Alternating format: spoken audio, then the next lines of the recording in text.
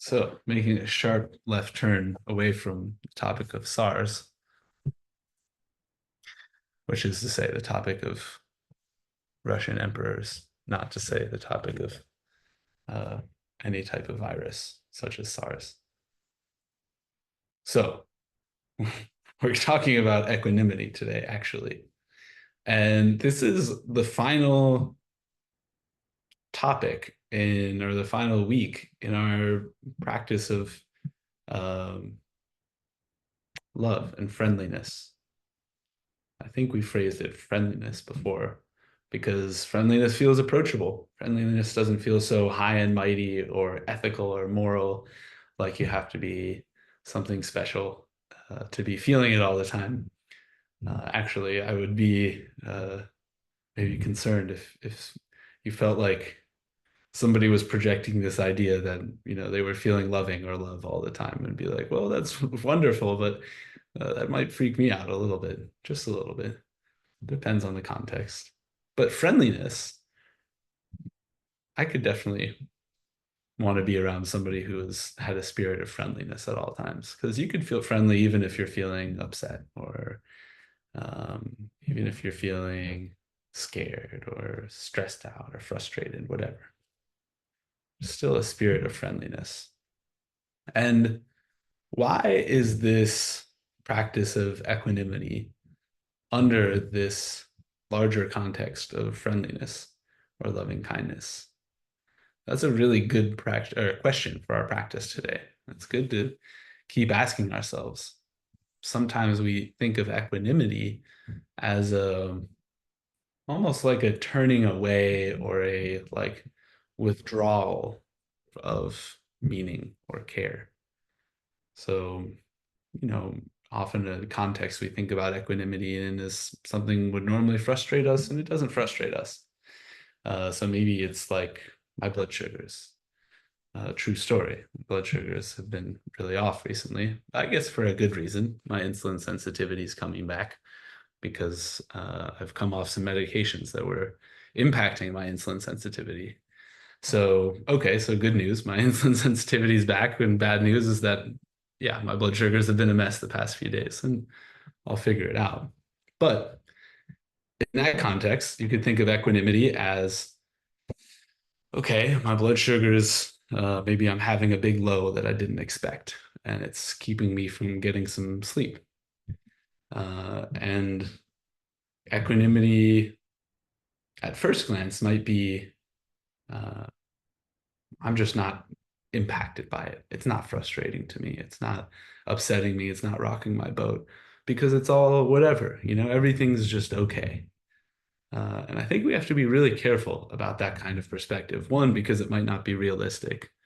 And two, because if it is realistic, that sounds a lot more like apathy than it does like a kind of friendly equanimity. So equanimity, we can think of more in the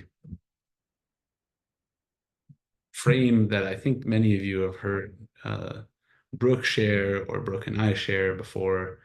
Uh, it's like this and I care would be a phrase. It's like this and I care. And then with real equanimity, you start with it's like this and I care. And then over the time of practice, but not before you've practiced, it's like this and I care. The last part starts falling away, not because you don't care, but just because the most important part is in the first part. It's like this. And when you say it's like this, it's not a apathetic or bored or withdrawn. It's like this. It's a warm, it's like this. It's a connected, it's like this. It's a deep understanding. This is how things are. And I'm not adding or subtracting from the way that things are, including adding or subtracting my extreme emotions about a circumstance. And that's actually only possible if we start from this route of friendship, if we start from this route of warmth and caring. It's like this and I care. Otherwise, we try to drop out the big feelings because they're so uncomfortable, and you can't lie to yourself and feel like you're equanimous if you're having these overwhelming emotions quite so easily. Much harder to convince yourself that you're doing it and you're feeling equanimous. But we come to learn a different kind of equanimity over time as we practice. It's like this and I care. It's like this and I care. It's like this and I care. And then it's like this. It's like this. That's it. It's like this. So this is, let's say, the last step in our practice of equanimity, our practice of friendship. Before I start guiding, so you can feel free if you haven't already to set yourself up in a seat that'll be useful, a seat that'll be supportive, a seat that'll be strong but gentle for the next few minutes. I'm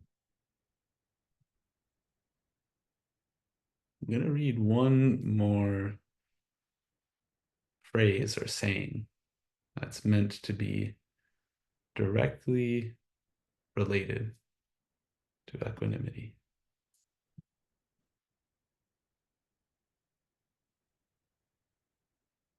I am the owner of my actions. I inherit my actions.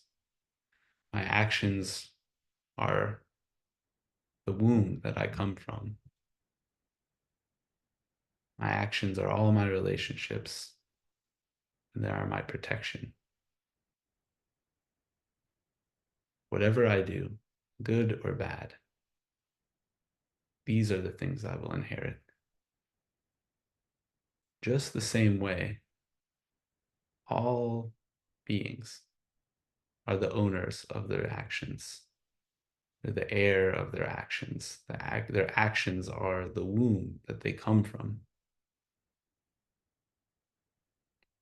The actions of all beings are their relations, and they're their protections. Whatever each person, each creature does, good or bad, these are the things that they inherit.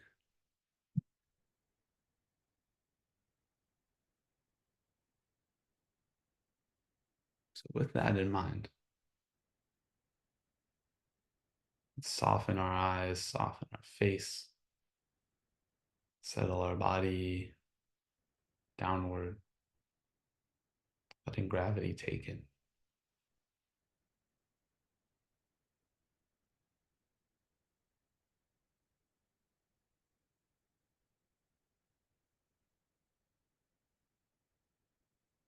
And try our best to take on a soothing breath,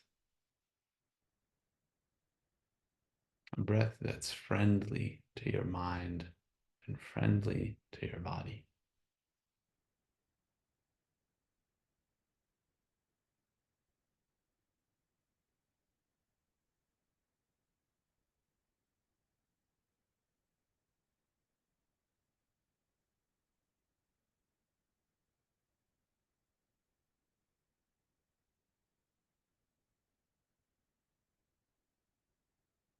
And as you take on this friendly breath,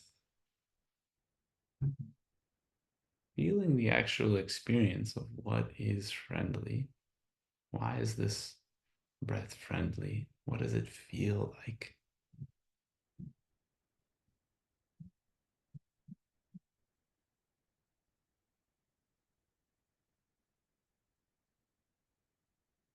And what is holding me back from being friendly with my breath to myself? Seeing if you can release all of those things that you find. Just friendly breathing. Simple, simple. Not always easy, but simple, simple. friendly breath at a time.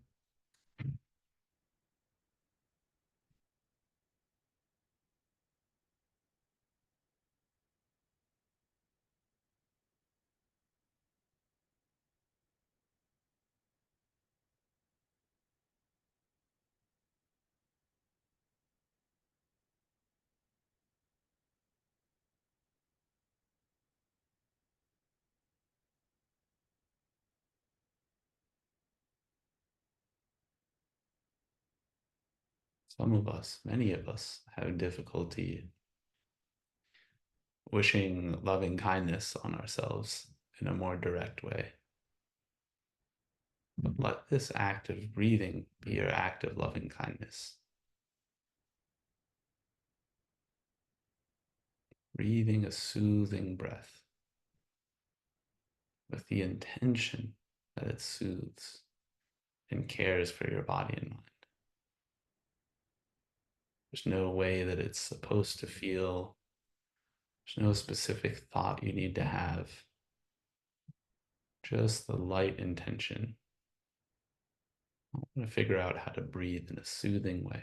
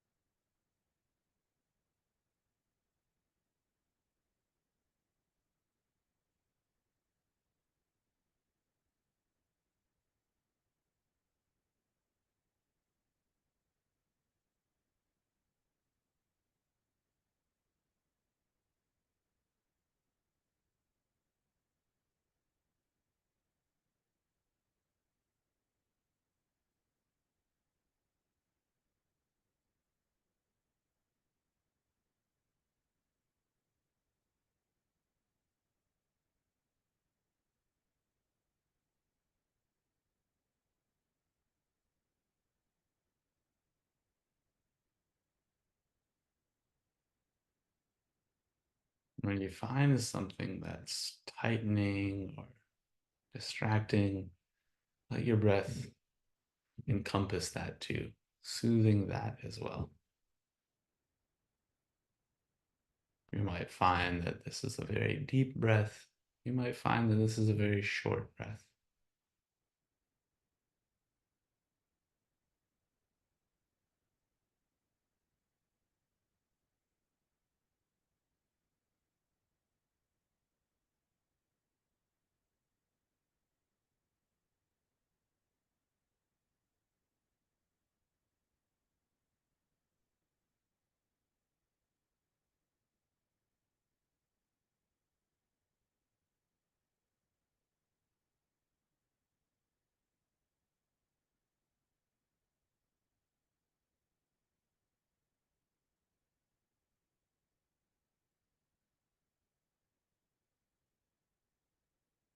So you'll have all of these different thoughts, distractions, places your attention wants to go. None are truly distractions. Actually, each is just calling for your breath to attend to it in a kind, gentle, soothing way, to ease it.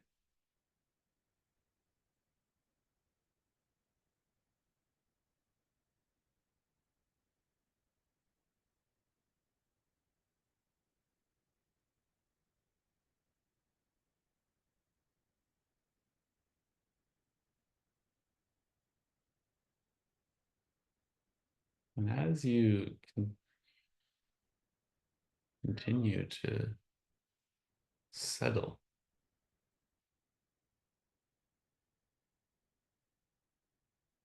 you might also find different ways that your body is uncomfortable or deeper layers of thoughts or distractions that you don't love. And you may choose to add this phrase: It's like this. I care. No, no, I actually.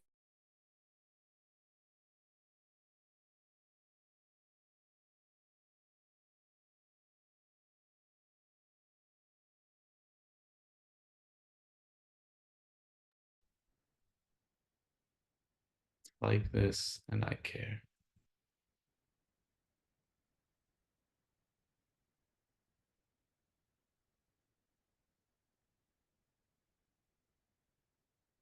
And how do you care? Just by gentle breathing.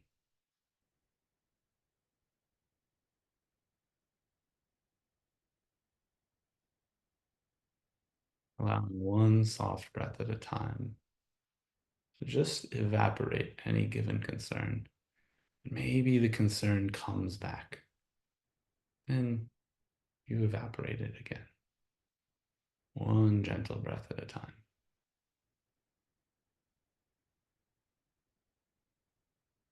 It's like this, and I care.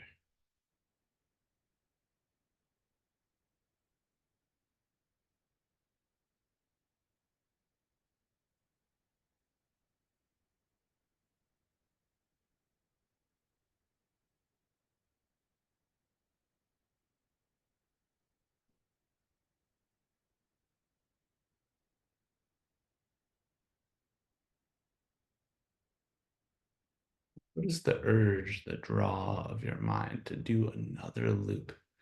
Something has set it off, a discomfort, a frustration, exhaustion, whatever it is, a certain thought.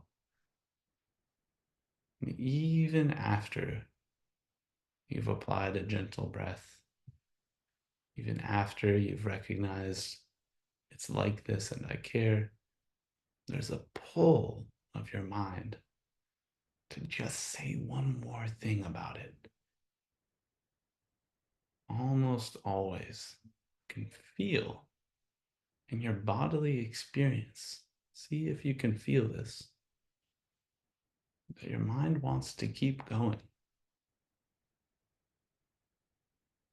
There's two responses to that. One is we're doing it this way and gripping tighter on your mind. It's not wrong, but it's also not very effective. And the other way is it's like this and I care. It's soften, soften, soften.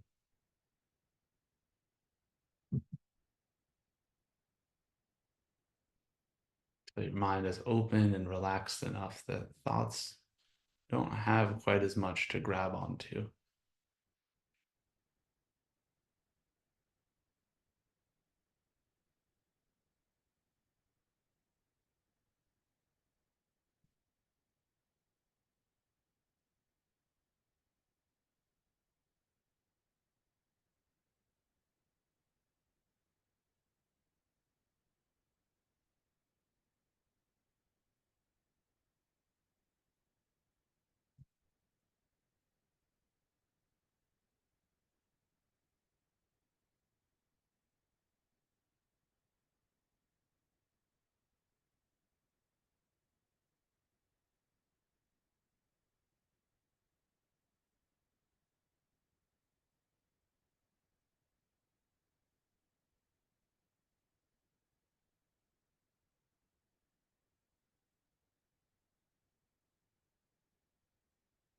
Nothing so particular to be doing now, just sitting, breathing in an easeful way.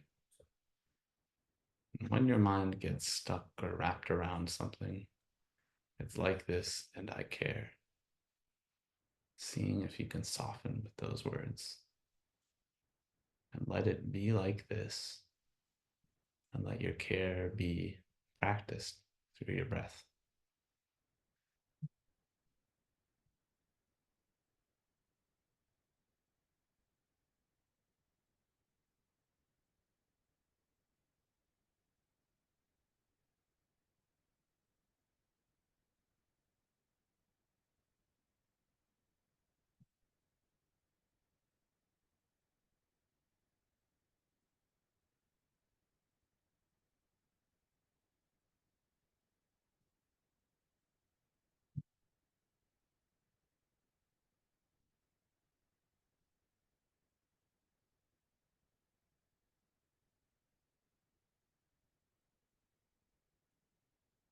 allowing your attention to be distributed throughout your body, or to scan and move through your body and mind, head to toe.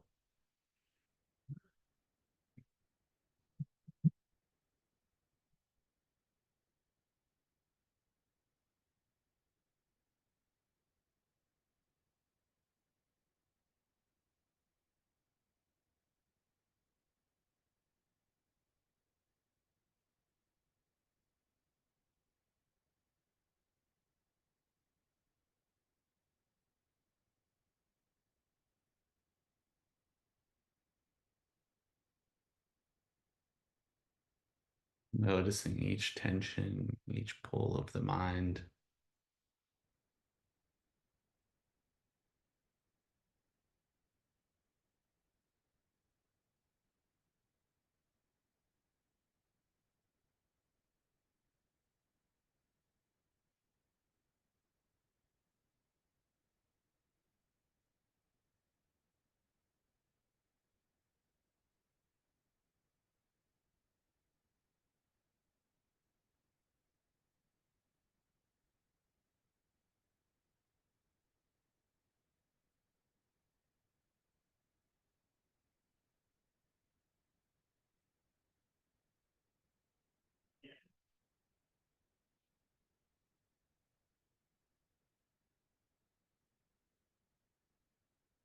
And then start to drop and I care.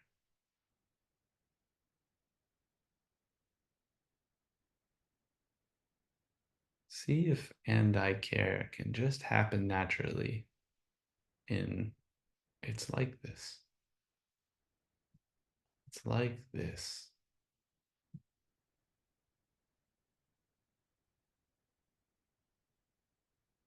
It's like this.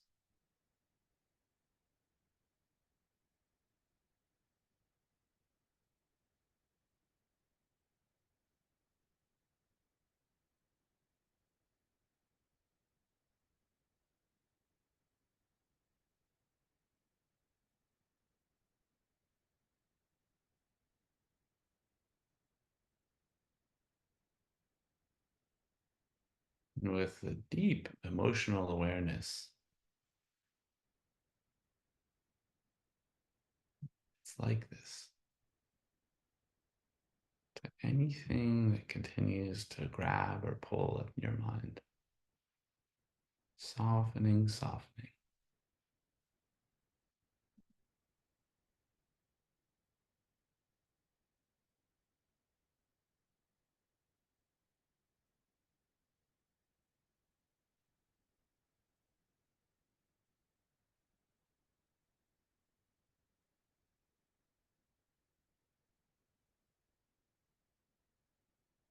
Seeing fully how it is like,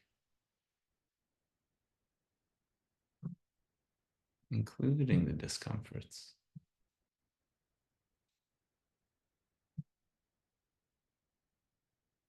not getting too wrapped up in them, falling back to your soothing breath, but allowing yourself to know how each moment, each item that pulls your attention, how is it when you say it's like this? What is it like?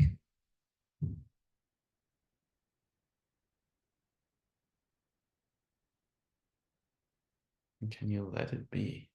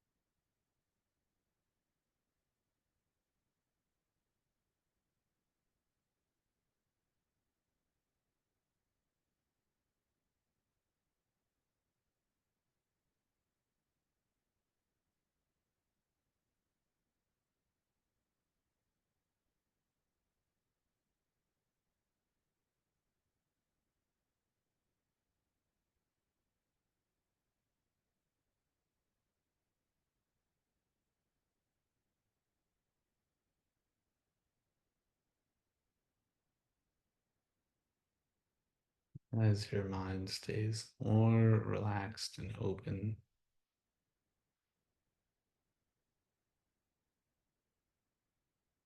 You may feel that opening, that expansiveness.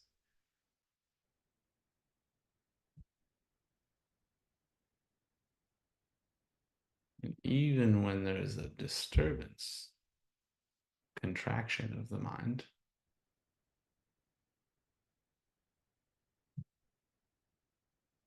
and also feel that there is a wider space beyond that single contraction.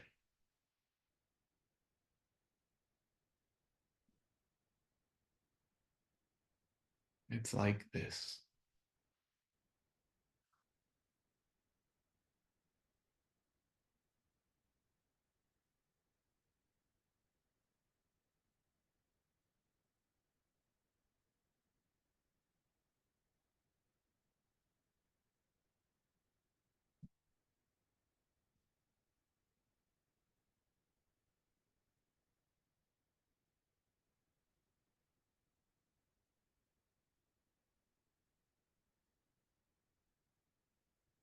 A couple more breaths, just like that.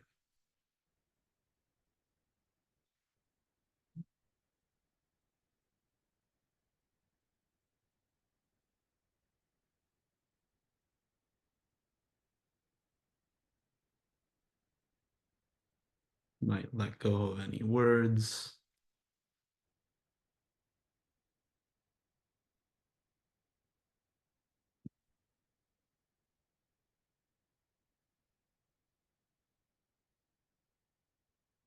Just sitting, just breathing, just listening with every pore and neuron of your body.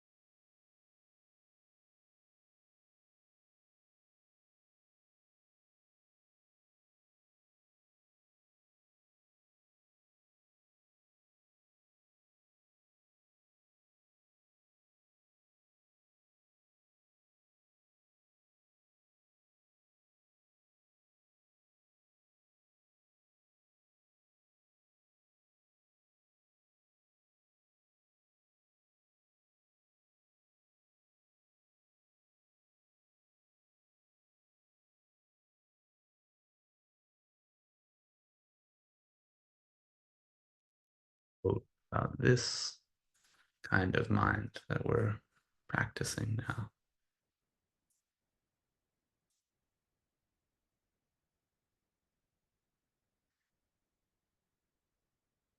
Mentioned about 2,500 years ago. It is just as if a person were sitting covered from head to foot with a white cloth, so that there would be no part of their body to which the white cloth did not extend. Imagine this mind draped something bright, something clear.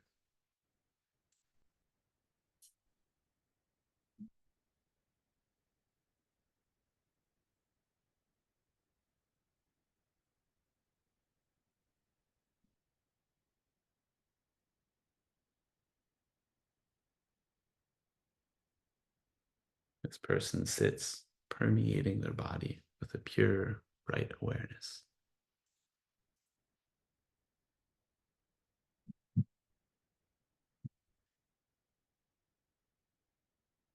As you're ready, begin to draw your practice to a close.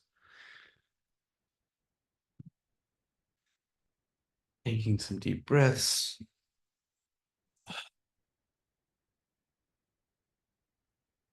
Making some stretches. As you're ready, closing your practice.